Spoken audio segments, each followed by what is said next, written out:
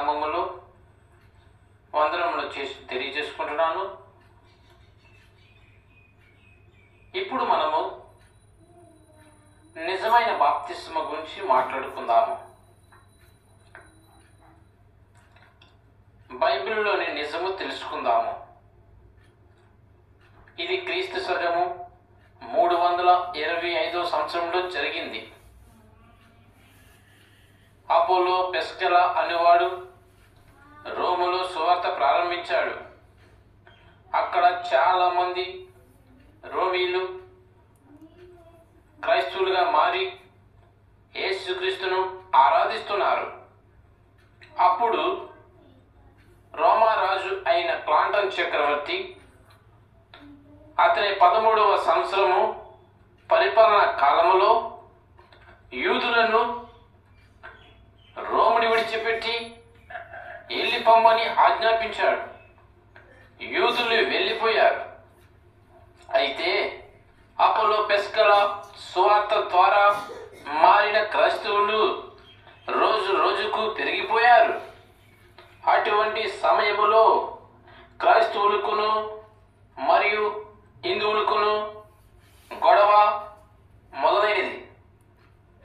మొదటి పోపైన క్లాంటన్ చక్రవర్తి క్రైస్తవులను హిందువులను పిలిచి ఒక సభ ఏర్పాటు చేశాడు. చక్రవర్తి ఆ సభకు నికాయ ఆలోచన సభ అని పేరు పెట్టాడు. రోమీల యొక్క దేవుడు ఫేల్, పిఏఎల్, ఫేల్ అనగా బయలు, బయలు అనగా సూర్యుడై ఉన్నాడు. సూర్యుడు రౌండ్గా ఉన్నాడు కాబట్టి ఆనాటి స్త్రీలు రౌండ్గా గుండ్రని అట్టులు కాల్చారు. అదే అట్ల తద్ది.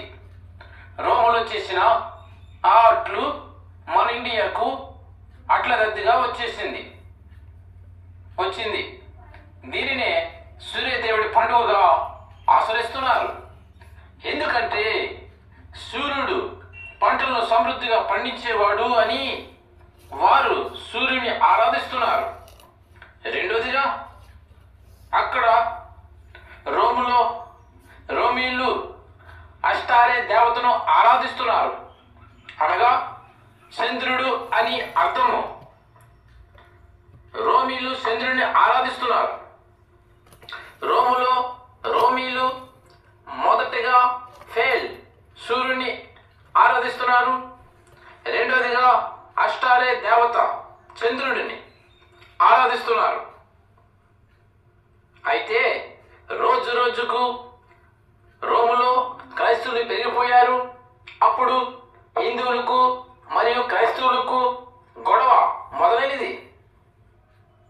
క్రైస్తవులు ఇలాగూ చెప్పారు, మాకు ఒకే ఒక దేవుడు ఉన్నాడు, ఆయనే ప్రభువైన యేసుక్రీస్తు. ప్రభువైన యేసుక్రీస్తు నామములో బాప్తిస్మ ఇమ్మని మా అపోస్తలులు చెప్పారు అని క్రైస్తవులు అన్నారు. అయితే హిందువులు ఇలాగూ చెప్పారు, మాకు 3 దేవుళ్ళు ఉన్నారు అని హిందువులు అన్నారు. ఆ విధముగా హిందువులకు క్రైస్తవులకు మధ్య గొడవ జరుగుతుండగా ఆ సమయంలో మొదటి పోపైన రామరాజు అయిన క్లాంటన్ చక్రవర్తి క్రైస్తవులను మరియు హిందువులను పిలిచి దానికి నికాయ ఆలోచన సభ అని పేరు పెట్టి అక్కడకు పండితులను పిలిచి గ్రంథాలు చదవండి, బైబిల్ చదవండి, నాకు వినిపించండి అని అన్నాడు. రామరాజు గారు ఆ క్లాంటన్ చక్రవర్తి ఏర్పాటు చేసిన ఆ సభలో రాజుగారు తయారు చేసిన భోజన పదార్థములు తీర్చు ప్రతిరోజు కూడా గ్రంథాలు బైబిల్ చదివి వినిపిస్తున్నారు. ఆ నికాయ ఆలోచన సభ చాలా రోజులు జరిగింది.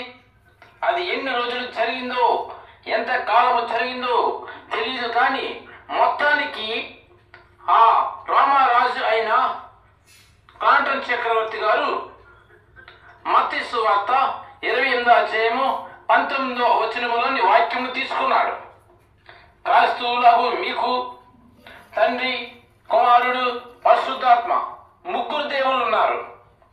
హిందువులకు మీకు బ్రహ్మ, విష్ణు, ఈశ్వర ముగ్గురు దేవుళ్ళు ఉన్నారు అని చెప్పి మీరు ఎందుకు పోట్లాడుకుంటున్నారు అని తగువు తీర్చి బ్రహ్మ, విష్ణు, ఈశ్వరుడికి హిందువులైన మీరు ఆరాధన చేయండి, తండ్రి, కుమారుడు, పరిశుద్ధాత్మకి క్రైస్తవులైన మీరు ఆరాధన చేయండి అని చెప్పి తగువు తీర్చి సమాధాన పరిచి ఆ రామరాజు అయిన స్కాందన్ చక్రవర్తి గారు ఒక శాసనాన్ని రాశాడు, ఒక శాసనాన్ని సృష్టించాడు.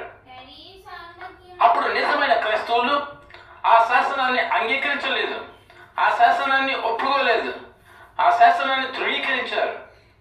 అప్పుడు రామరాజు అయిన స్కాందన్ చక్రవర్తి గారు నా యొక్క శాసనాన్ని ఒప్పుకోకపోతే, అలాగూ చేయకపోతే తలకాయలు లేచిపోతాయి అన్నాడు.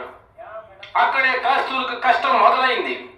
అప్పుడు నిజమైన క్రైస్తవులు స్కాందన్ చక్రవర్తి రాజుగారితో ఇలాగూ అన్నారు, మా అపోస్తలులు ముగ్గురు దేవుళ్ళు ఉన్నారని మాకు ఎప్పుడూ చెప్పలేదు, ఒకే ఒక్క దేవుడు ఉన్నాడు అని మాత్రమే చెప్పారు, ఆయనే ప్రభువైన యేసుక్రీస్తు అని చెప్పారు అన్నారు. అయితే నామకార్థ క్రైస్తవులు నిజమైన క్రైస్తవులతో ఇలాగూ అన్నారు, మీరు ఎలాగైనా పోండి అని చెప్పి రాజైన స్కాందన్ చక్రవర్తి గారు సృష్టించిన శాసనాన్ని అంగీకరించారు.